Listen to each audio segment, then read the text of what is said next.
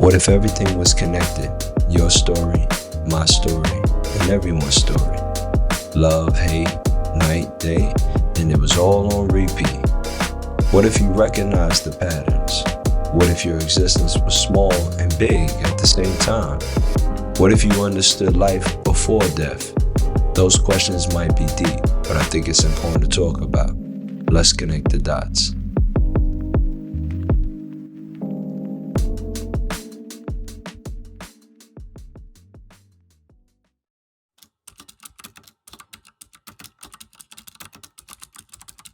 Welcome back to Connecting the Dots podcast with yours truly.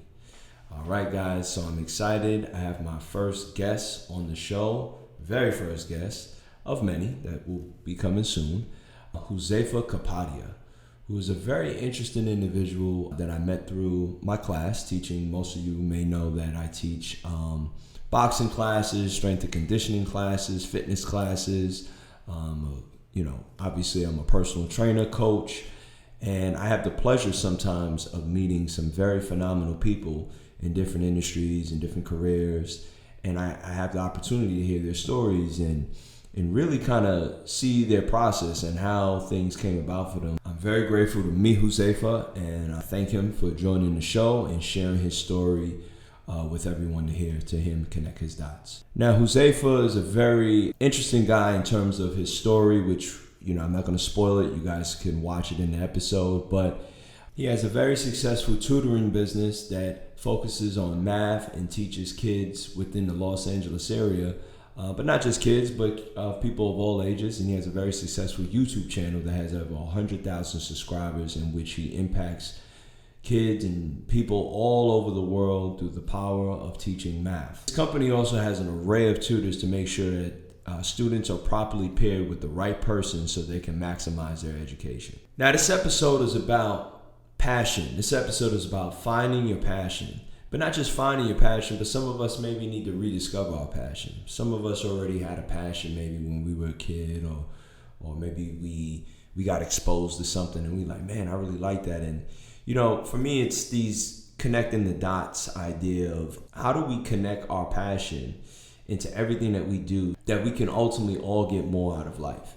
And that's what this episode is about. This episode is about pretty much, taking a bird's eye view from your life and looking at things and starting to connect those pieces, starting to connect those dots. And sometimes what helps us connect those dots is our passion. Sometimes it's the things that we enjoy doing, the things that naturally come to us that we're passionate about, that in every point in your life, there's a connection to some degree.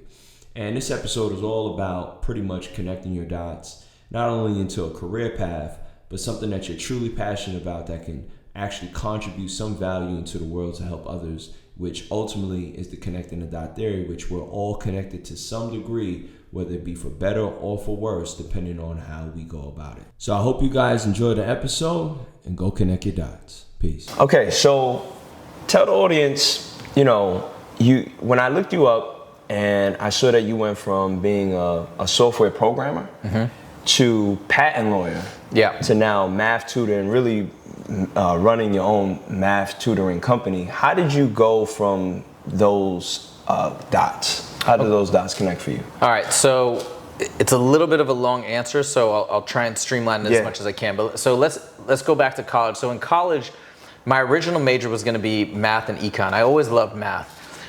When you get into the higher levels of mathematics, it almost strays away from what you become accustomed to in school, like typical problem solving, etc. And so when I got into those higher levels of math, it just didn't connect with me the same way. I then tried a computer science class on a whim. One of my friends recommended it to me, and I loved it. I loved the element of programming that it made it feel like a video game almost. I was going in, and I could kind of problem solve my own, get the program to run, get the code to execute correctly, and you get a good grade. I liked it. So then I ended up switching my major to computer science, and then began my software engineering career. At that time, I wasn't even thinking about having my career be related to like a passion or something I love or am obsessed with. I was just thought, okay, I want a career where I can make money that is quote unquote successful, I guess you could say, in the eyes of my parents and my family and whatnot, and that was that. Then to go into law, that was another random occurrence. I got selected to serve jury duty on a medical malpractice case. It's totally random. Yeah.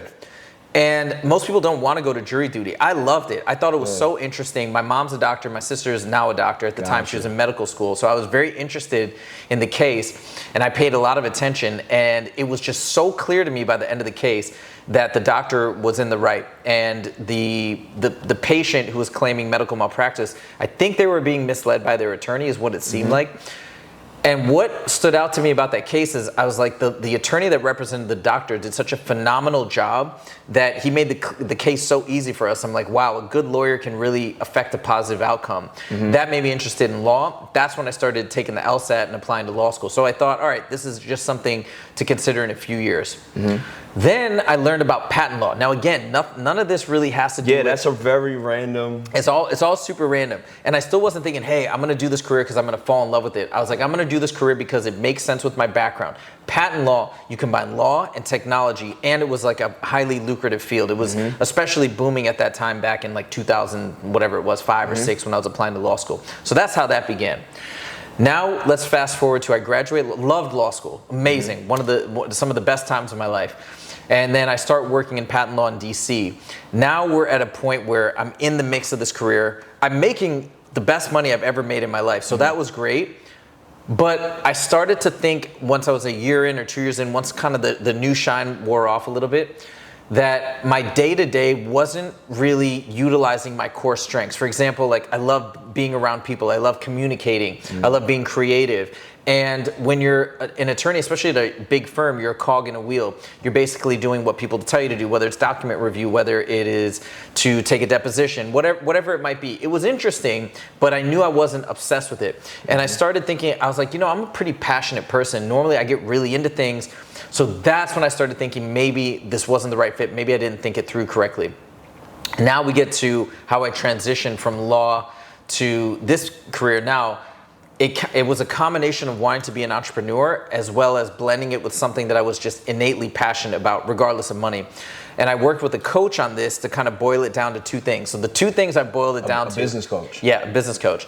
The 2 things I boiled it down to in terms of my intrinsic interests were things that I would do for free no matter what, is be around dogs. You met my dog earlier, right? He's a legend. So be around dogs. So I was thinking of like some sort of doggy daycare business or maybe a dog park, something like that. And the other one was tutoring math. Math in particular, not just teaching, but teaching math in particular. Teaching math in particular was something that always came very natural to me. And I think it's because I struggled when I was younger. And then once I mastered it, I love to share that with other people because it was so empowering for me. And I think because of the struggles that I had, it helped me.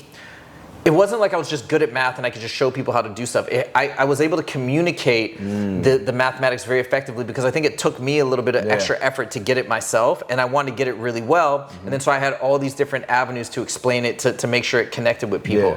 And people have been telling me that my entire life, that like, man, when you explain it, it's something different, something like it really connects. It connects. Exactly. So then once I kind of made that list and went through that work, when I looked at the 2 options, I was like, I think doing the math thing just feels more natural. I had tutored in the past before, so it was like that. And when I finally made that decision, I was just starting a new position at a new firm. So the conclusion of my law career in the beginning of the tutoring business was I started the job. I worked there for 5 days because I almost didn't even start. I almost didn't even start, but my dad convinced me to start because he's like, you just try it. Try it out. And what he said was try it out for a couple years and then you can decide. I tried it out, and on day 4 I was like, nah, I gotta bounce. I can't even be here. It wasn't speaking to you. It wasn't speaking to me anymore, and all I could think about was a million ideas I had about starting a tutoring business. I just couldn't turn it off. So I was like, the only way that I could make a new business venture successful is I got to pour everything into it because law is already so demanding.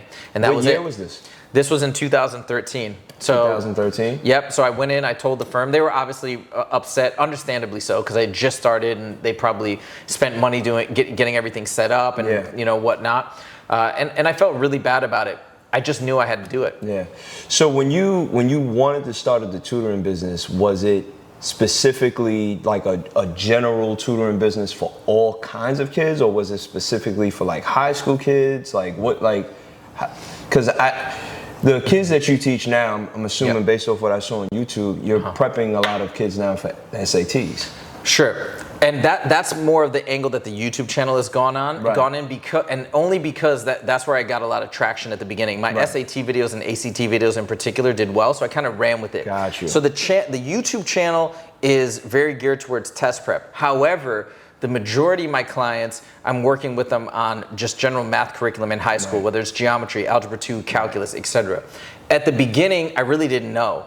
And this is something that I was comfortable with, the not knowing, and I was accepting of the fact that I was like, I'm gonna figure it out. And I think that's really good advice for people in general, is I think it's okay, and I think it actually makes sense not to have a clear vision at the beginning because you're still green, you're still figuring it out. Exactly. But what I did know was I wanted to be one of the main tutors, or like the main tutor of the business, not just hire people and have them do it for me. I wanted to be in the weeds, and so I began that way just as a tutor myself. And because nobody knew me out here, and I had no reputation, I had zero connections in any of the schools. I tried a bunch of different strategies at the beginning, but the one that eventually worked to get the ball rolling was I dropped my prices to the lowest possible point. I dropped it to $20 an hour, and on the tutoring platform I was on, I think I was the tutor with the lowest rate, or one of the lowest rates, but that got the ball moving. So you guys, because you mentioned earlier DC, your whole family, you guys are originally from the East Coast? We are from Michigan. So I grew up in Michigan. I went to law school in Chicago, and then I moved to DC to start my career in law. My sister went to medical school in Chicago, actually at Northwestern as well, when I was in law school, same school. And then she did a fellowship in Minnesota, started in Iowa, now she's in North Carolina. But yeah, I'm the only one that ended up in LA. So when you came to LA, you saw it as like opportunity. Pretty much. Now, it wasn't exactly that thought out, but basically what happened was I left the law firm in DC for a position out here, still in patent law, came here, loved it, because I kind of felt stagnant and that I wasn't loving DC. So I thought, and it was maybe a combination of the job and the city, but I just thought maybe if I changed the city, it'd be dope. So I came to LA, which I'd always loved, and I loved it. I was so happy. But then I still came back to eventually, hey, I think the career might not be a good fit. So once I got here was when I really started thinking about other options. Right. Because it's interesting, because like, you know, me, I'm from New York, and I was doing fitness in New York, but when I came out here, there's something about, and I tell this to a lot of younger people, it's something about like relocating into a whole new environment where like starting fresh just feels so like nothing can hold you back.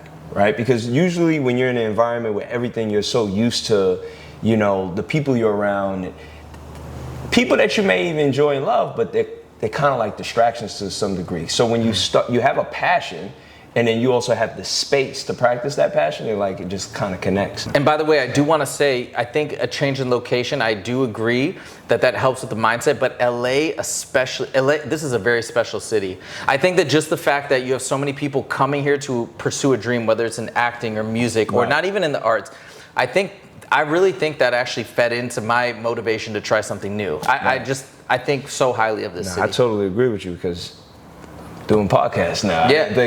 I didn't think I would be doing this. You touched on most of the things that, it was a loaded question, so I knew that I was going to get a lot out of that question that I asked in the beginning, because basically ties into the other things that I wanted to get into. All right, so, you know, me, I teach boxing, I train people, I coach people for a living.